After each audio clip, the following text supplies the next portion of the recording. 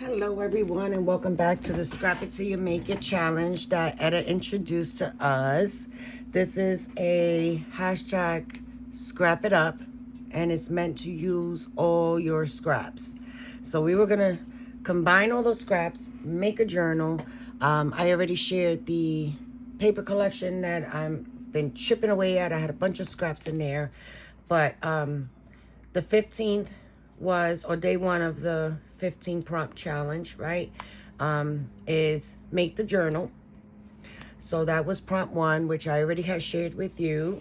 And then I'm going to share with you prompt 2, 3, and 4, which was tag time, make 3 scrappy tags. Prompt 3 was make a scrappy pocket, 2 of them. And then prompt 4 was flip it. So I'm going to show you 2, 3, and 4. So here are my scrappy tags. And what I did was that smack and whack, or it was something. I did a video on my channel about it. But I just took 3 scraps that were of equal size and I ripped them. And then what you do is, depending on how many pieces would determine how many bases you would need. And what I did was I ripped them in 3 pieces. So each piece is represented 1 time on each sheet. And you get this beautiful, almost, very organic kind of background. I've had these flower ephemera in my stash for a long time. I've been saving them. Absolutely love them, and that's what this is all about, right? Use the things that you love. These big butterflies that I've always found challenging to use in my projects, I just split them. And absolutely love butterflies, so I just had to add them in there. And then really taking it to the max, whatever my cutoffs were from the top of the sheets. Sometimes it gives you a coordinating background that you can use. I've cut those up and made them into like little poles. But there they are. And even the base is a scrap of, do I have one here? I have scraps everywhere, guys. It's like this kind of patterns that I don't like, but they're right on the background. That's what I stacked on top. So another great way to use your scraps. So here is my second prompt, tag time, make 3 scrappy tags. Prompt number 3 was scrappy pockets. So since I have 2 signatures in this journal, I wanted a double. So what I did in one, I did in the other. So let's see, where is the first one? So here is 1 scrappy pocket. And I did the very simple method. No fancy punches needed. I just ripped and inked because I wanted to be able to see it.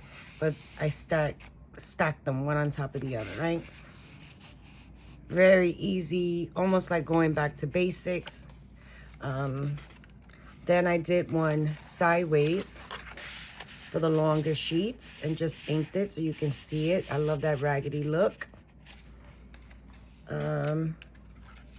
Here is one that I did on this side. So you have that there and this here. So it's 2 pockets there. And then back here is the one that I did on this side. So I did 4 instead of 2. And then we had to do the flip it. So here is 1 flip it. And then again, there was a sheet of scraps that had like these strips. So I just cut the strips so it could be my closure. And then you can pick it up and then you can write and write. And then just slide it in there and that'll hold it closed. I don't want to lose my tag. And then here is my other flip it and the other signature. And this is just a very basic one that goes like that. And then I also made it into a tuck so you can slide something right behind it. And then I also created my pockets in the front of each, the front and back of each signature, so I can tuck things in there. And yeah, we are off to a great start. Oh, these are the sheets. So I just kind of cut the pieces, and that's what I created my belly band for this one. And then I can come back and decorate it some more with some butterflies and stuff.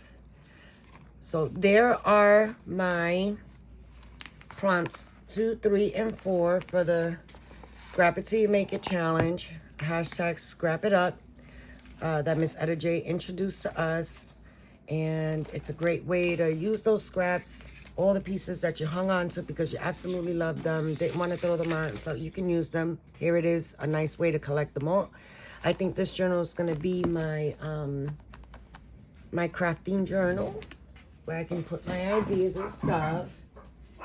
And then I think for the cover, you can hear Loki. I think for the cover, I might want to use maybe one of these big flowers. Maybe not that one. Maybe that one to tie in the pinks and stuff, and I'll decorate it some more. But I thought that might be cute. Or maybe this one. I think that's too bright. I like that one because there's a little, at least some kind of contrast there. And I can fluff it up, make it look all pretty. Add some ruffles and lace and all that good stuff. When I get to the lacy part, I'm sorry, I'm just putting my blooming big flowers away.